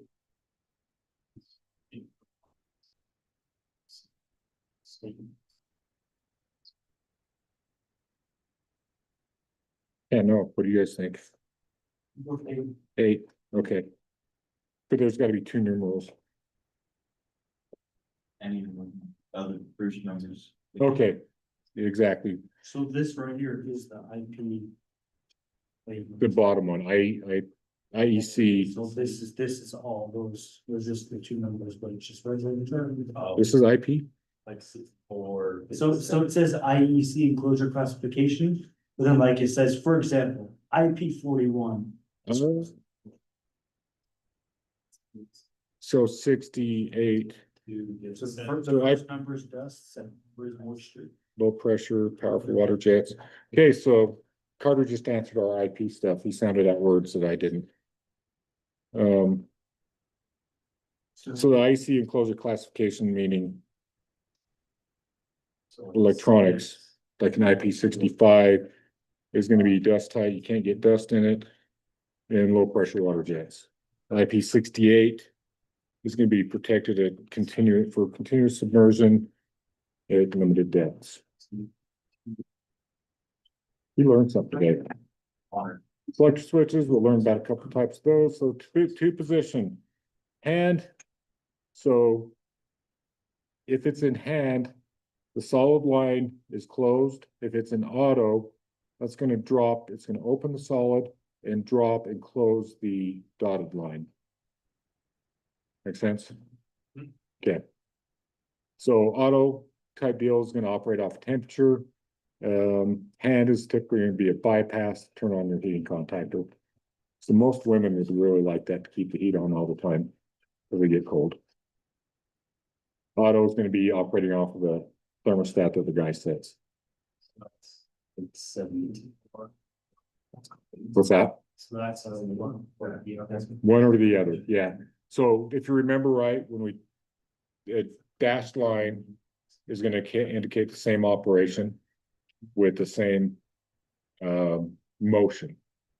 So you turn it to auto. Dash line shows that it's gonna go down and drop those contacts. It's also gonna open those. So the dash line between the deals is going to Show where. it goes. And they're connected, so they're both gonna move at the same rate. 3 position selector switches.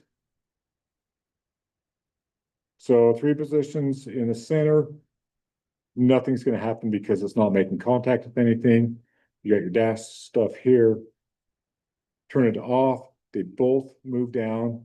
The bottom doesn't move down to make contact. Turn it to auto, the bottom drops down and enables the automatic deal. So the thermostat that you can select what the temperature is. Mhm. Is that just a bunch of different possible options, but you select which one is going to be Trying to think what you're saying. decided? Because on a thermostat, you have different temperatures. Different temperatures, that's your set point. So in the set point has a differential set point also. So it's gonna set it, so like if you set your thermostat to 73 degrees, it's gonna go over that a little bit and then shut off. Then as it cools down, the initiating set point, there's another word for it that we'll actually learn this semester. It's gonna drop down below that 2 or 3 degrees before it kicks back on. So it's not sitting there cycling, like on compressors, they have a 5 and 3 or whatever. yeah, 5 and 3. So your compressor is gonna turn on at 5 under, and then go 3 over. Think it's like a 20 pound Yeah, it's or something like that, but a 5 by 3 type of deal, like you said, would work good for a thermostat. gotcha. So you don't want that Um, stuff to sit there and, yeah. Yeah, On- well, For this is like the thermostat in my house. You have fan, auto, and off. okay, so that's totally separate from this guy, I think. No, it's not. So fan is gonna be manual. So if you put it, Cause you don't want your fan to run while your heater's on sometimes. Right, or like you want your fan to run sometimes when your heater is on, so this wouldn't work in that case. So it's gonna be a totally separate line on this ladder diagram. Which would, yeah, this is just heating contact, this is probably connecting a resistive load. And today, contact position on a selector switch may be illustrated using truth tables, target tables, or solid lines and dashed lines, and a series of small circles. To be honest to God, straight with you guys, I don't understand these, so we're gonna skip them. You guys probably won't either, so if you get them wrong on the quiz or test questions, they don't make sense to me. Maybe one day I'll learn it. And we're gonna skip questions 3 and 4. So a selector switch with a legend plate labeled slow fast, an example of what type of a selector switch? position. 2 position, slow and fast. So it's gonna be a maintained. And it's gonna be a double pull. Single throw, right? The answer was 2 position. What's that? I thought the answer was 2 position. It is 2 position maintained, sorry, 2 position maintained with 2 contacts. Double throw. Yes. Cause well, yeah. In the truth, we don't want to do that. Selector switch with the legend plate labeled slow off fast is an example of what type of selector switch.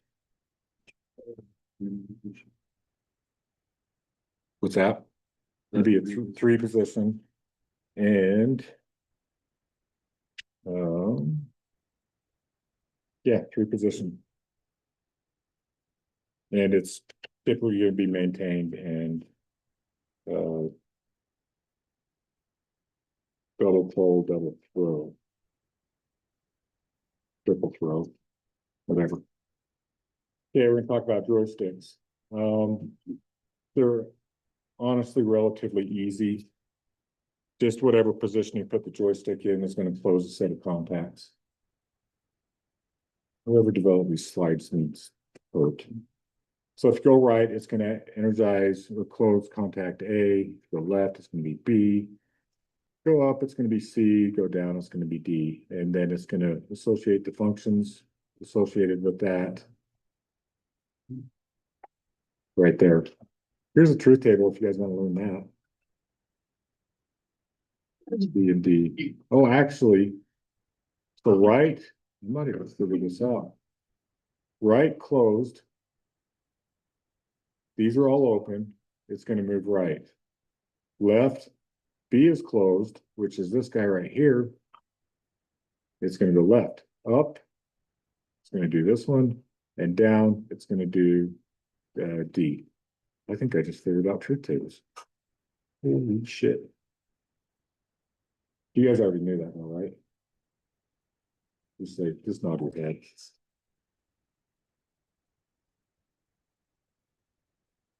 What's the main advantage of using the joystick?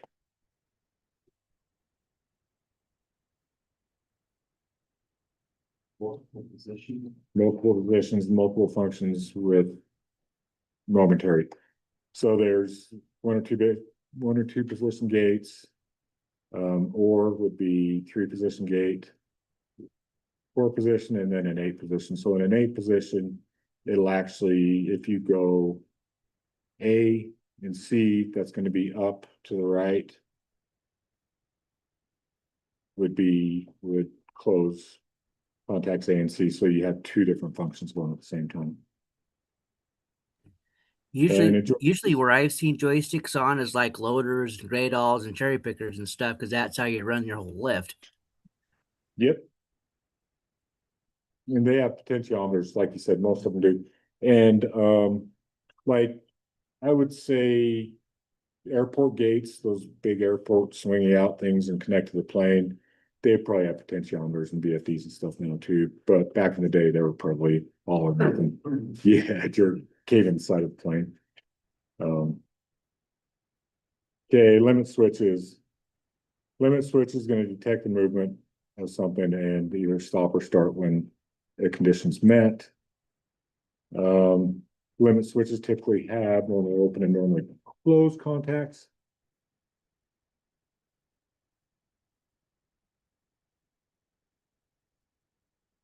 Not sure what they're doing, marking or welding contacts, also short circuit connected to the opposite polarity. They can have, depending on the model number you get, it can have several different contacts in it.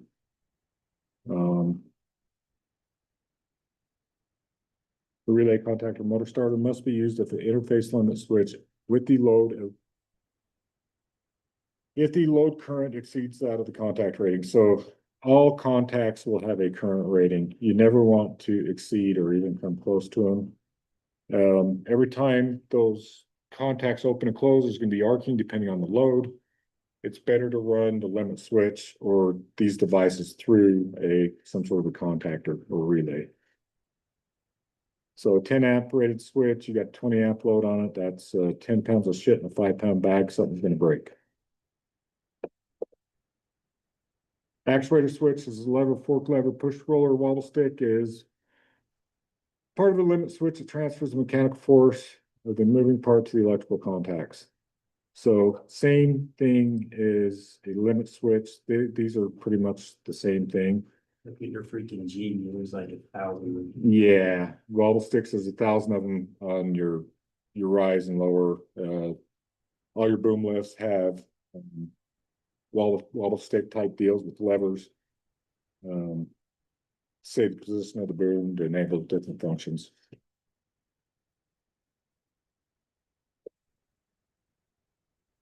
Limit switches should not be operated beyond the manufacturer's travel. So there's an operating position, so it's going to operate between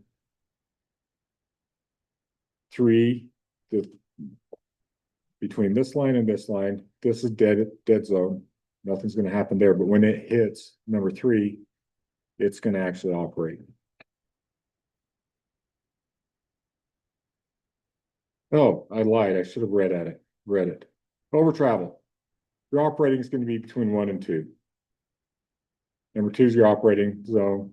3 is your over travel position. Some of them have some play though that you need to set. There's a dead zone in there on some of them. Cam operated limit switch must be installed to prevent severe impact and allow the slow release of the lever.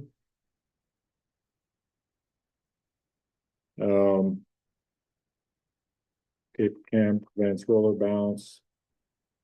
So smooth operation. There's going to be a contact point where it actually operates where it's at on that tapered cam.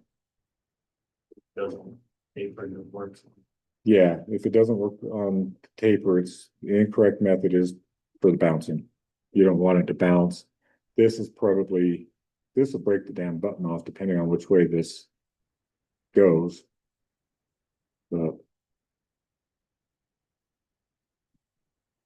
Limit switches using push roller actuators must not be operated between their travel limit.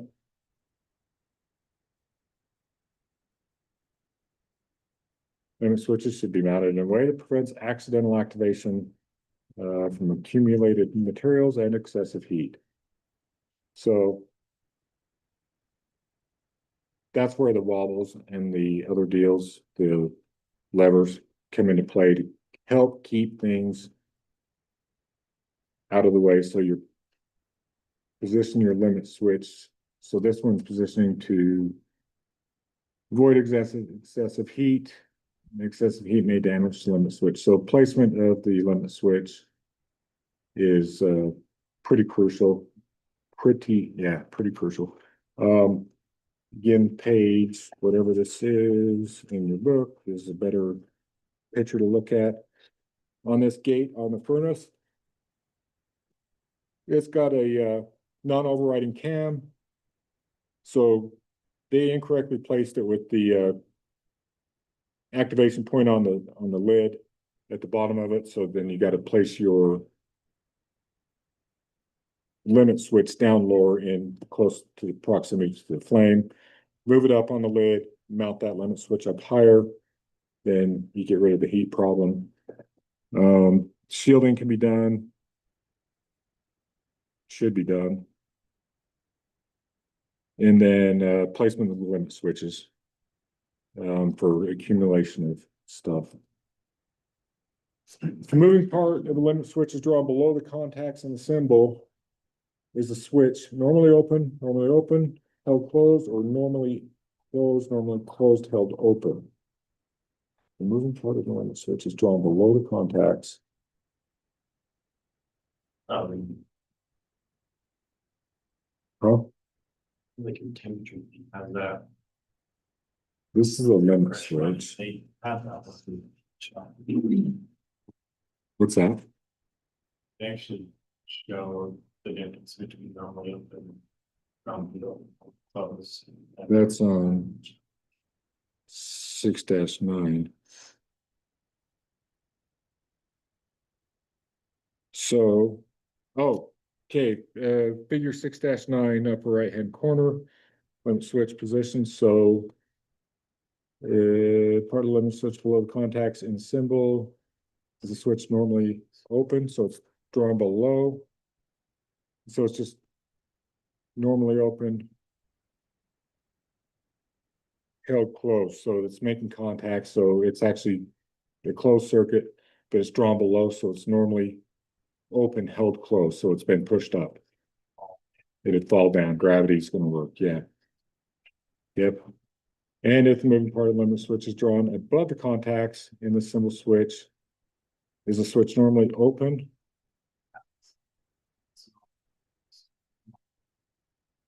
Normally closed because it's going to fall down. Normally closed, held open. Yeah. Normally closed, held open. Okay. Yeah, what type of limit switch actuator allows the detection of a moving object from any direction except head on? We didn't talk about so what is it? It's going to be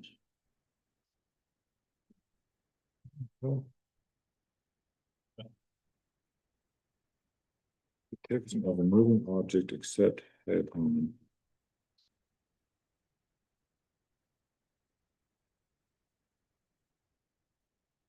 I apologize for showing back.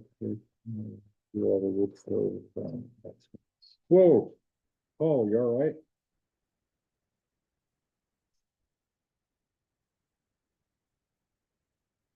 Chopped his finger off.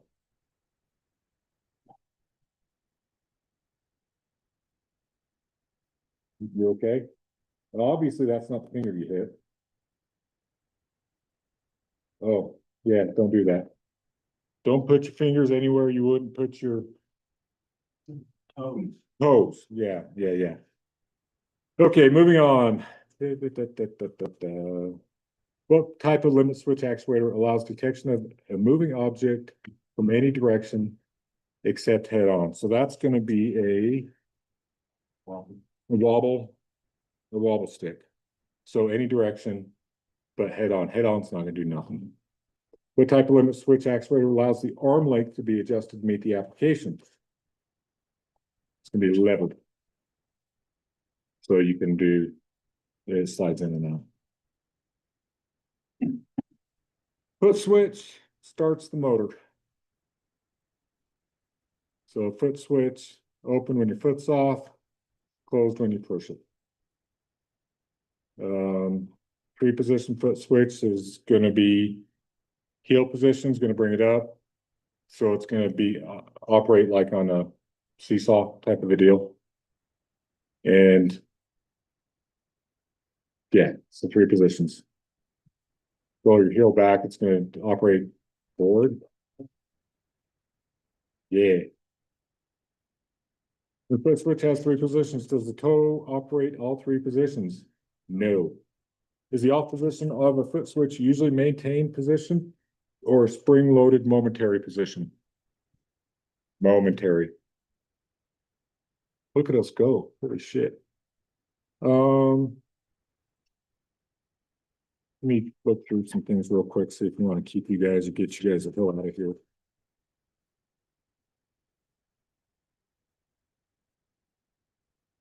Okay. Next half of this chapter 6. Will everybody go through the slides and look at them if I let you go? Yeah. Yeah, you're so full of shit. That's okay.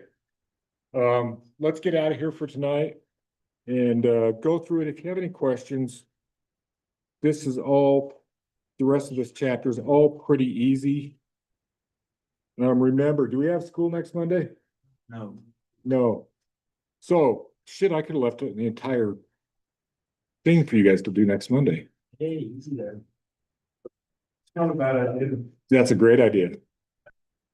Yeah. So, not next week, but the following week, we'll be doing chapter 7 and 8, solenoids, and electrical mechanical relays. This is where I want to bring stuff in. Hopefully I can make my PowerPoints work so we don't have to go through so much of it. There is a lot of good information in these, but you guys have been doing pretty damn good with my presentations and then reading the book too. So let me know after next week if you guys want to continue me doing the presentations and then you guys learning too. I kind of want to not necessarily force you guys, but you need to know where to find this stuff in the book, and actually sometimes you learn from it there too.